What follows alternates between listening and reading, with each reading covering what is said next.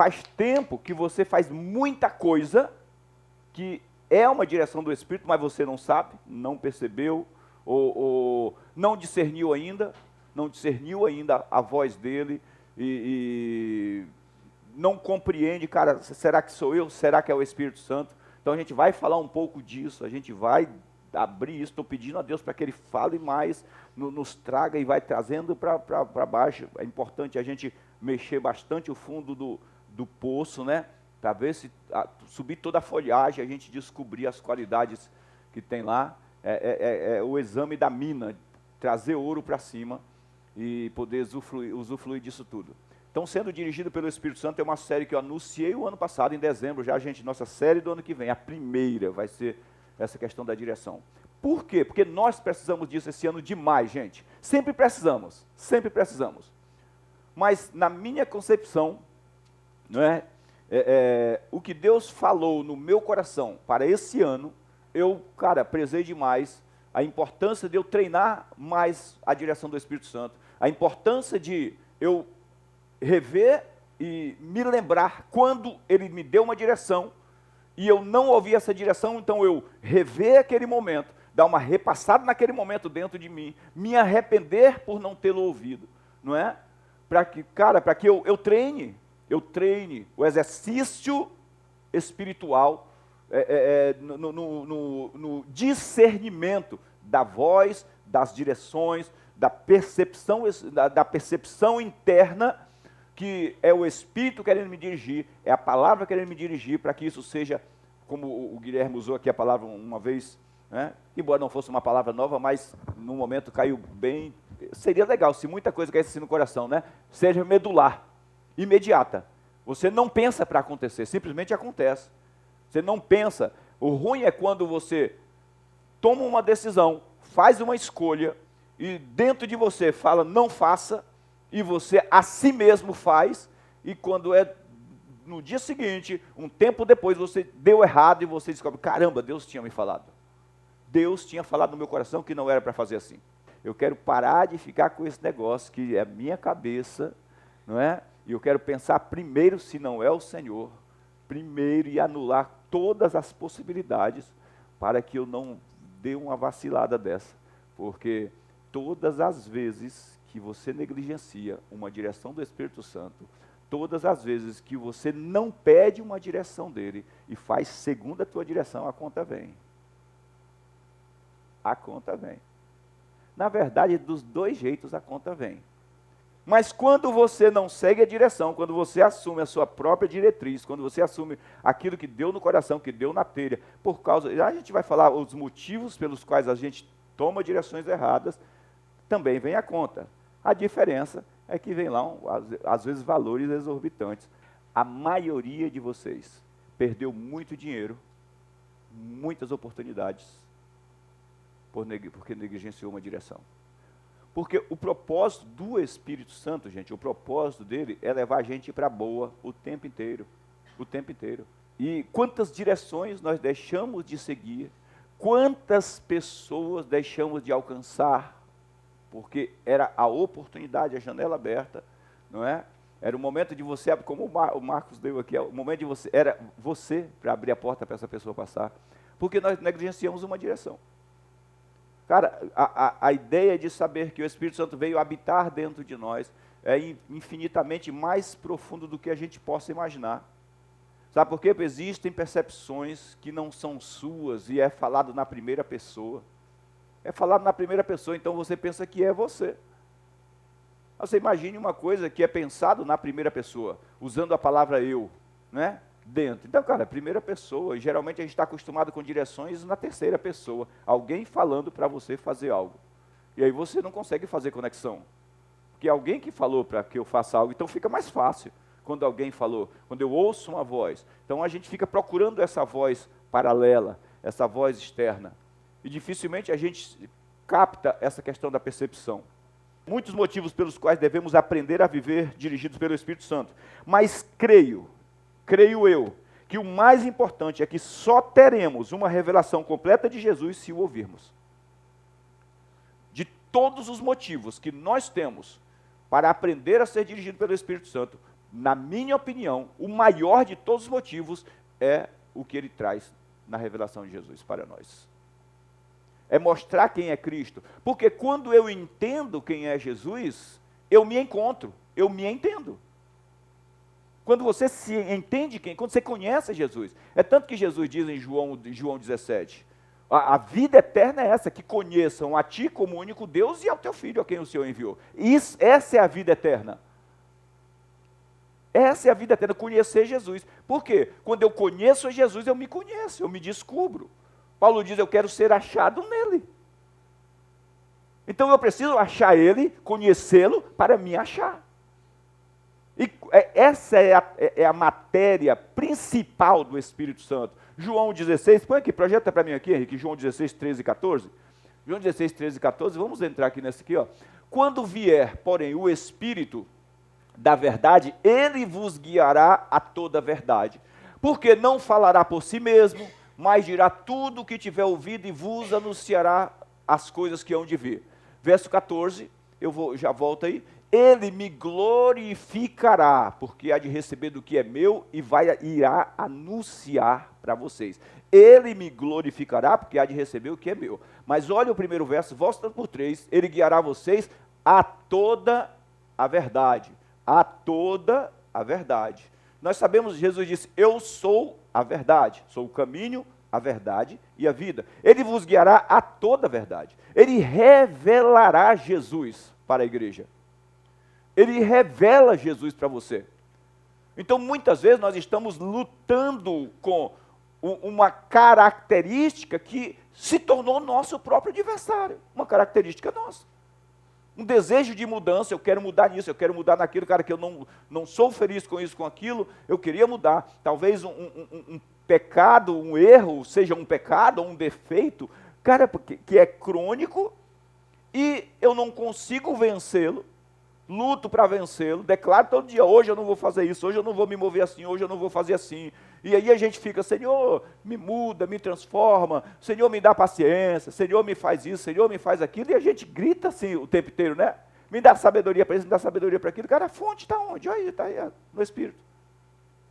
A fonte está no Espírito. Por quê? O Espírito Santo, ele revela Jesus em você e para você. É em você e para você. Em você que é a instalação. A instalação. Henrique, põe para mim aqui, por gentileza, lá vai a gente, né? Gálatas capítulo 5, o verso 5:17, eu acho que é o 17. Põe para mim aqui. Olha só, porque a carne milita contra o Espírito e o Espírito contra a carne, não é? Então, mentalidade, trabalho de uma mentalidade lutando contra o Espírito. Mentalidade não é a carne soma, matéria, é a mentalidade lutando contra o Espírito, num combate diário contra o Espírito, e o Espírito num combate diário contra a carne. A palavra milita é guerra, só que essa guerra, vamos colocar assim, essa guerra é de ideologia, vamos pensar, uma guerra de ideologia, porque como o Espírito Santo não pega ninguém pelo pescoço e faz acontecer, então ele quer dirigir.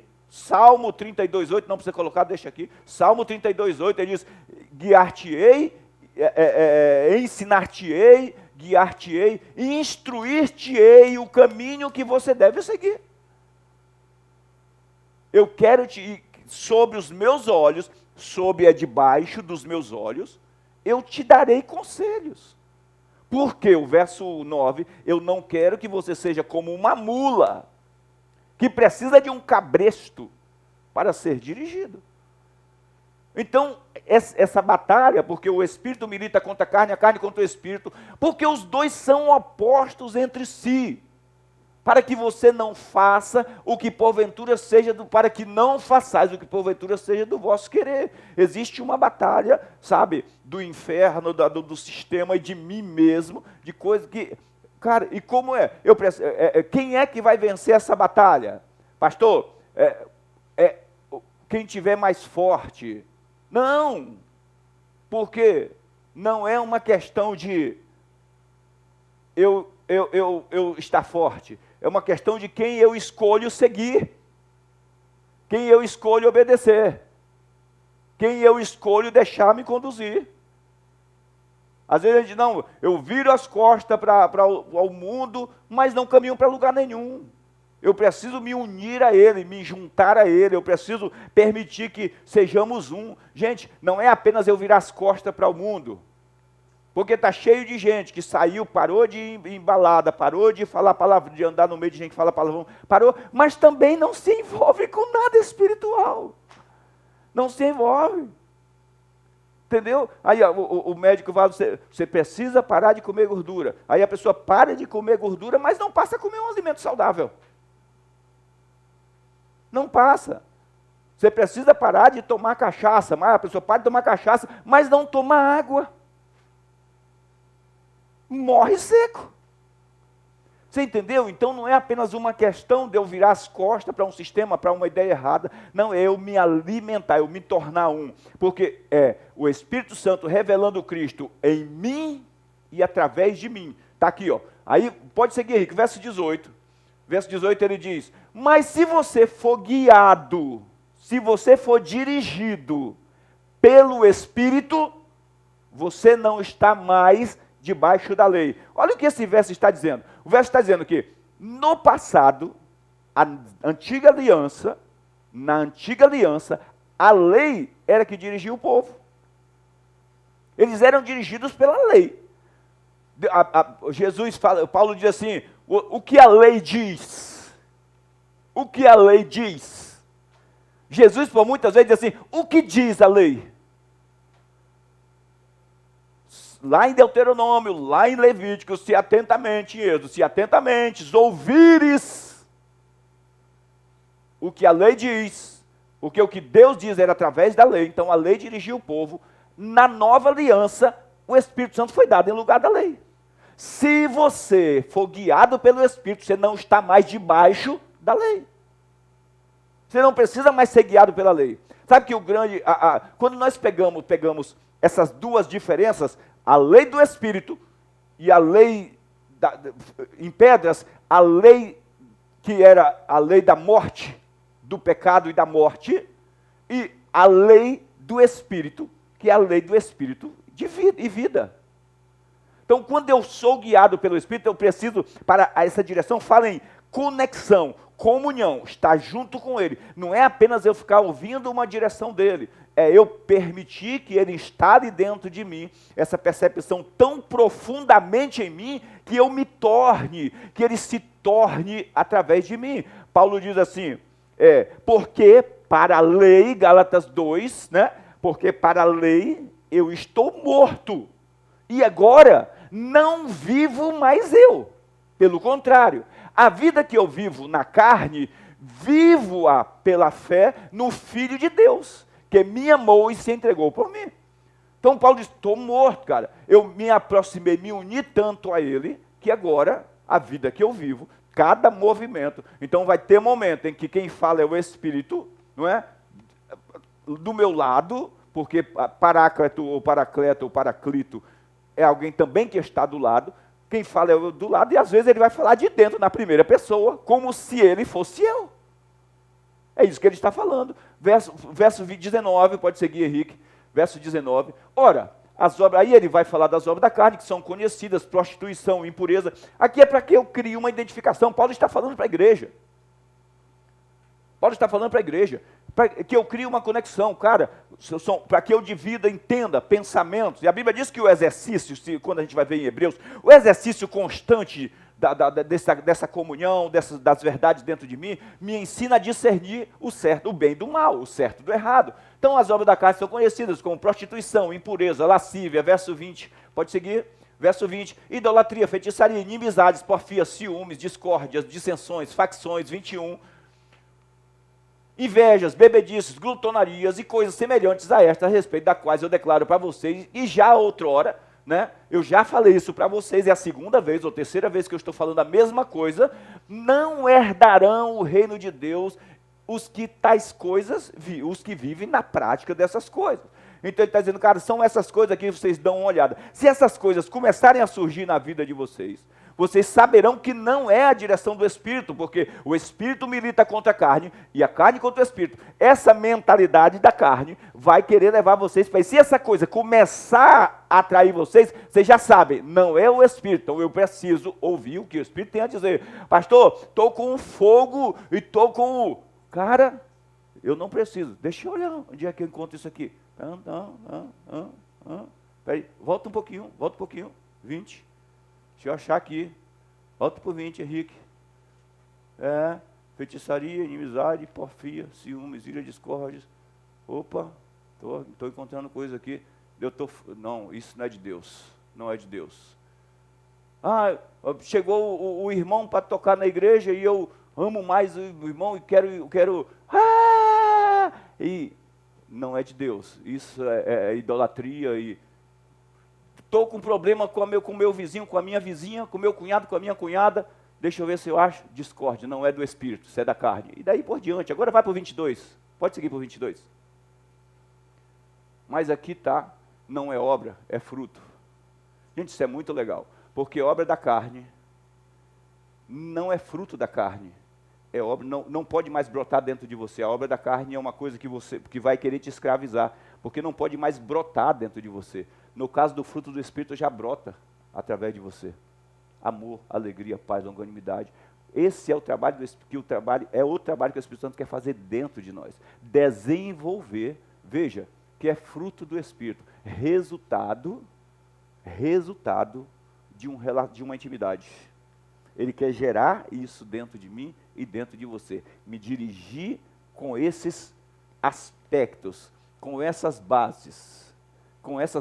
O verso 23, segue 23, olha isso aqui, ó. Contra estas coisas, não há lei. Contra essas coisas, elas estão acima da lei. A lei não pode te julgar, mas não pode te subjugar para quem tem essas coisas fluindo, brotando. Mas como é fruto é resultado de relacionamento e tem mais. Fruto não é uma coisa automática, digamos assim.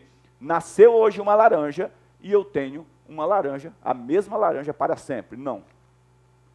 Nasceu hoje uma laranja, é preciso intimidade para nova laranja, e nova laranja, e nova laranja, e nova laranja, e nova laranja. É resultado de intimidade. Então, eu creio, né, que a maior e mais importante direção do Espírito é para a revelação de Jesus em mim e através de mim. Não é? Isso é muito importante. Esse é um grande desafio para a igreja nestes últimos dias. Por que nesses últimos dias? É um grande desafio? Porque tem avisos para os últimos dias. 2 Timóteo, capítulo número 4, Paulo fala do que aconteceria nos últimos dias. A palavra lá, últimos dias, é o último dos últimos. Né? Não está falando dos últimos dias, tipo assim, nesses últimos dias o Guilherme não está muito legal. Então a gente está falando de um momento, né, no meio do tempo. A gente está falando, nos últimos dias, fulano não veio para a igreja. Está falando de um momento no meio do tempo. Isso. A palavra último aqui não é um momento no meio do tempo, é último dos últimos. Está falando aqui, tipo, o dia de sábado é o último dia da semana. Não está falando nos últimos dias, no momento no meio do tempo, mas o último dia, nos últimos tempos, é o que nós estamos vivendo literalmente agora, o fim dos tempos da igreja. Alguns se apostatarão da fé. Então, uma grande deficiência de crença está acontecendo, nós estamos vendo isso, gente. Apostasia da fé. A igreja em casa, a igreja individual, uma linguagem que jamais, eu nunca vi uma frase produzir tanto poder. Parece que depois dessa frase, a única outra palavra que teve tanto poder para mudar foi as nossas palavras que Jesus disse. Porque, há 10 ou 15 anos atrás, um homem disse assim: eu sou a igreja. Na televisão, nos vídeos do YouTube, ele diz, essa frase impregnou a igreja. A partir desse dia, milhares de pessoas no mundo inteiro acreditaram que eles são a igreja individualmente. E isso tem criado a apostasia dentro da igreja. As pessoas acreditam que elas são igreja individualmente, e cada um, agora, a partir disso, cada um quer ter o seu próprio Cristo e se apacentar a si mesmo, e eu posso ser igreja em casa, eu não preciso me reunir com ninguém, eu não preciso, a partir daí, começaram a surgir as igrejas individuais, as igrejas sem pastores, igrejas sem lideranças, igrejas que, sabe, porque uma frase foi dita num contexto errado. No contexto errado. Foi dita uma frase. A gente estava comentando no Helena na quinta-feira à noite, eu e o Henrique, antes de começar lá, a passagem de Romanos 12, mostrando lá que, de Romanos, né, mas várias passagens, a fé vem pelo ouvir, a fé não vem nem por ler. A fé vem pelo ouvir e ouvir pela pregação da palavra, do evangelho. Pela pregação, não é apenas por ler. Então, quando você lê, você confere o que você ouviu na pregação. Por que conecta? A fé vem por ouvir pela pregação. Para que não crie uma individualidade, porque o Espírito diz a quem? A igreja. E a igreja não existe um conceito, uma ideia de isolamento bíblico, onde eu sozinho sou igreja. Não, eu sou membro dessa igreja, eu sou membro desse corpo. A igreja é o corpo, é esse conjunto, essa corporação que se reúne em nome de Jesus. Não estou falando que todo mundo que está dentro de um prédio é a igreja, mas a igreja é o conjunto, é a corporação, é mais de um, 2 ou 3, e não apenas uma pessoa, não é? E tem mais, gente. Às vezes a pessoa diz, que uma coisa que ficou muito na dúvida, né? Não, mas eu sou casado, eu e minha esposa já somos a igreja. Não, segundo Deus, o marido e a esposa são um só, né? Alguns se apostatarão da fé, por quê? Porque obedecerão a espíritos enganadores e a ensinos de demônios. Está aqui, ó. A ensinos de demônios. Que o inferno destrói a verdade, gente. Guardem isso no coração. Lá vai nós, lá vai a gente, né? Guardem isso no coração. Porque Satanás não cria nada novo. Não tem um novo sistema criado pelo Satanás. Satanás duela contra Jesus. O duelo dele é contra as verdades bíblicas. Então o que ele faz? O trabalho dele é torcer, é mudar as verdades bíblicas. Desde o começo foi assim, na tentação, ele não colocou uma nova palavra para Eva, para Adão e Eva errarem, né? Ele não colocou uma palavra nova, ele pegou as mesmas palavras, só mudou de posição. Ele só mudou de posição. Ele disse que Eva seria, naquele momento que comesse, uma coisa que ela ia ser futuramente. Serão igual a Deus. Ele só mudou, ele não colocou nada novo, uma ideia nova, ele torceu, criou uma ideia nova, uma inversão de valores. Nós temos vivido isso dentro da igreja, nós temos vivido isso dentro da família, nós temos vivido isso no casamento, nós temos vivido isso na criação de pais e filhos. Até, sei lá, 15 anos, 20 anos atrás, os filhos serviam os pais, eram criados como pessoas que devem servir. E eles entendiam isso, na sociedade eles eram inseridos como jovens que servem, trabalhadores, entendiam sua função no trabalho, no dia a dia. Aí, depois, sei lá, de uns 20, 30 anos para cá, eu falei que 10, 15 anos foi muito pouco, é coisa de, ficou bem para trás isso aí. São os pais que servem aos filhos. São os pais que servem aos filhos, que o pai entra numa casa e pergunta, você quer sentar onde, filho? Ah, eu quero aqui, pai. Tá bom, papai senta no chão. Sabem o que precisa e põe na mesa, sabe que a criança precisa comer do que eles conhecem o que precisa comer, mas, filho, você quer comer isso? Ah, não, tá bom, então não come não. Você quer batata frita? Você quer isso? Essa mentalidade do capeta entrou dentro da igreja, entrou nas famílias, que é isso? Inversão de valores. Não nasceu um novo filho. Ele só inverteu os valores. Filhos que eram criados para serem servos, começarem servindo, eles passaram a ser servidos, então eles aprenderam a ser servidos. E chega uma hora que se os pais não servirem, não serve mais. Se você não serve para me servir, então você não serve mais como pai. Eu vou viver a minha vida, estou indo embora. Vou morar com o meu colega, vou morar com o pai de fulano, vou morar com o ciclano, sei lá, vou para o capeta que o mande. Né? Verdade, gente, é verdade. Vocês entendam isso, captem isso, né?